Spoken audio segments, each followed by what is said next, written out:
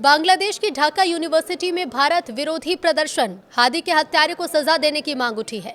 नमस्कार, न्यूज 18 का digital platform आप देख रहे हैं और मैं हूं रितु सिंह। बांग्लादेशी हिंदू की हत्या मामले में 6 और लोग गिरफ्तार किए गए हैं। एक बार फिर से बांग्लादेश में भारत विरोधी प्रदर्शन शुरू हो गए हैं। इंकलाब मंच ने नेता उस्मान हादी की हत्या के खिलाफ न्याय की मांग करते हुए ढाका के शाहबाग इलाके में प्रदर्शन किया। इस दौरान भारत विरोधी नारे भी लगाए गए। जुमे की नमाज के बाद ढाका यूनिवर्सिटी से जुलूस निकाला गया, जो शाहबाग पहुंचकर धरने में बदला। प्रदर्शनकारियों ने सड़क जाम कर दी, जिससे इलाके में यातायात ठप हो गया। इंकलाब मंच का कहना है कि जब तक हादी की हत्या में न्याय नहीं मिलता, तब तक आंदोलन यूं ही जारी रहेगा। शरीफ उस्मान हादी की पिछले हफ्ते हत्या कर दी गई थी, जिसके बाद से देश में एक बार फिर अशांति फैल गई है।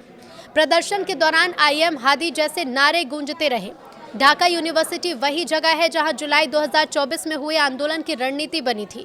बांग्लादेशी हिंदू की हत्या के मामले में 6 और लोग गिरफ्तार किए गए। तो बांग्लादेश में दीपू चंद्र दास की बेरहमी से की गई हत्या के मामले में पुलिस ने 6 और लोगों को गिरफ्तार किया है। ये गिरफ्तारी मेमनसिंह जिले के भालुका इलाके में छापेमारी के दौरान हुई। ढाका ट्रिब्यून की रिपोर्ट के मुताबिक इन लोगों पर आरोप है कि वो दीपू दास पर अपनी नौकरी छोड़ने का दबाव बना रहे थे। इस मामले में अब तक कुल 18 लोगों को हिरासत में लिया जा चुका है।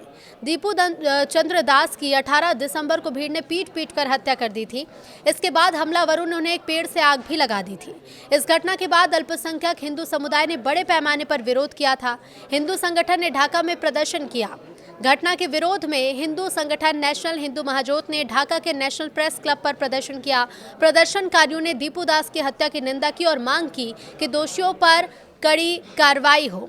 उन्होंने ये भी कहा कि बांग्लादेश में अल्पसंख्यक हिंदुओं पर हमले बढ़ रहे हैं और सरकार को उनकी सुरक्षा के लिए ठोस कदम उठाने चाहिए। तो बांग्लादेश में बढ़ती हिंसा को लेकर अंतर्राष्ट्रीय स्तर पर भी चिंता जाहिर की जा रही है। विश्व हिंदू परिषद के नेता विनोद बंसल ने कहा है कि चुनाव से पहले हो रही ये हिंसा पूरी दुनिया के लिए एक चेतावनी है और संयुक्त राष्ट्र को इसमें तुरंत दखल देना चाहिए। उन्होंने ये सवाल उठाया कि अंतर्राष्ट्रीय मानवाधिकार संस्थाएं इस मामले पर चुप क्यों हैं। तो इससे पहले UN महासचिव एंटोनियो गुटेरेस ने बयान जारी कर बांग्लादेश के लोगों से अपील की थी कि वो हिंसा से दूर रहें, तनाव कम करें और शांति को बनाए रखें ताकि चुनाव शांतिपूर्ण माहौल में हो सके। वहीं UN मानवाधिकार प्रमुख वोल्कर टुर्क ने भी कहा कि बदले और हिंसा से हालात और बिगड़ेंगे और ज़रूरी है कि लोगों को बिना डर के अपनी बात रखने और सार्वजनिक जीवन में हिस्सा लेने का मौका मिल सके। जयप्रदा और जानवी दीपू दास की हत्या पर भारत में भी प्रतिक्रिया देखने को मिली है। अभिनेत्री और पूर्व सांसद जया प्रदा ने इस घटना की कड़ी निंदा करते हुए कहा, ये बहुत दिल दहला देने वाली घटना है। उन्होंने कहा कि एक निर्दोष हिंदू युवक को भीड़ ने मार डाला और फिर उसके साथ अमानवीय व्यवहार किया। जया प्रदा ने इसे धर्म पर हमला बताते हुए कहा कि मंदिर तोड़े जाने, महिलाओं पर हमले और ऐसी घटनाओं पर अब चुप नहीं रहा जा सकता। उन्होंने मांग की है कि पीड़ितों को जल्द से जल्द न्याय मिले।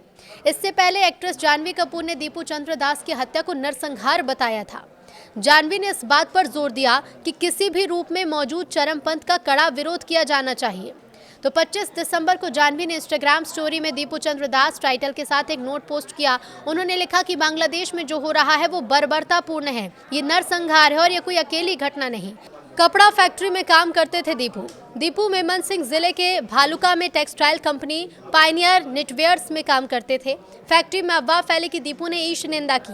फैक्ट्री के बाहर भी एक खबर पहुंची। रात करीब 9 बजे तक फैक्ट्री के बाहर भीड़ इकट्ठा हो गई। भीड़ अंदर घुसी और दीपू को खींच कर ले गई। लात घूसों और डंडों से उसे पीटना शुरू कर दिया। उसके कपड़े फाड़ दिए और इसी दौरान दीपू की मौत हो गई। तो उसके गले में रस्सी का फंदा डालकर डेड बॉडी सड़क किनारे पेड़ से लटका दी गई और फिर उसमें आग लगा दी गई। हिंदू समुदाय पर हमले की 3 प्रमुख वजहें क्या है वो भी आपको बताते हैं।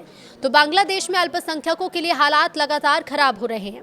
कुछ रिपोर्ट्स में दावा किया गया कि इस साल जनवरी से अब तक 50 से ज्यादा गैर मुस्लिमों की हत्या हो चुकी है और कई लोगों पर ईश निंदा के झूठे मामले दर्ज किए गए। इन हमलों के पीछे 3 प्रमुख वजह हैं। पहली वजह ये राजनीतिक तनाव और चुनावी माहौल। बांग्लादेश में अगले साल फरवरी में चुनाव होने हैं। ऐसे में राजनीतिक दल एक दूसरे पर आरोप लगाते हैं और कई जगह झड़पें भी हो रही हैं। इस दौरान अल्पसंख्यक समुदाय खासकर हिंदू अक्सर कमजोर होने की वजह से निशाना बन जाता है। कई बार राजनीतिक बदले या फिर डर फैलाने के लिए उन पर हमले भी किए जाते हैं। दूसरा बड़ा कारण बताते हैं आपको तो कट्टरपंथ और नफरत फैलाने वाली सोच। कुछ कट्टरपंथी समूह के धर्म के नाम पर लोगों को भड़का रहे हैं, वो अल्पसंख्यकों को दूसरा या फिर दुश्मन बताकर समाज में नफरत फैला रहे हैं। इससे आम लोग भी उकसावे में आ जाते हैं और भीड़ हिंसा करने लगती है। तीसरा कारण सोशल मीडिया पर अफवाहें और भड़काऊ बातें। फेसबुक, व्हाट्सएप जैसे प्लेटफॉर्म पर कई बार झूठी खबरें या धार्मिक अपमान से जुड़ी पोस्ट तेजी से फैलती है। बिना जांच के लोग गुस्से में आकर भीड़ बना लेते हैं और अल्पसंख्यकों के घर, मंदिर या फिर दुकानों पर हमला कर देते हैं। इसके साथ ही आपको बता दें कि बांग्लादेश में गुरुवार को भी भीड़ ने हिंदू युवक को पीट कर मार डाला था।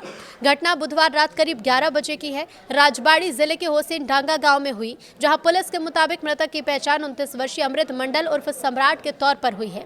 पुलिस ने कहा कि अमृत को भीड़ ने जबरन वसूली के आरोप में मारा। वो होसेन डांगा गांव का निवासी था। पुलिस ने कहा कि अमृत के खिलाफ पांगशा पुलिस स्टेशन में ही 2 मामले दर्ज हैं। इसमें एक हत्या का मामला भी शामिल है।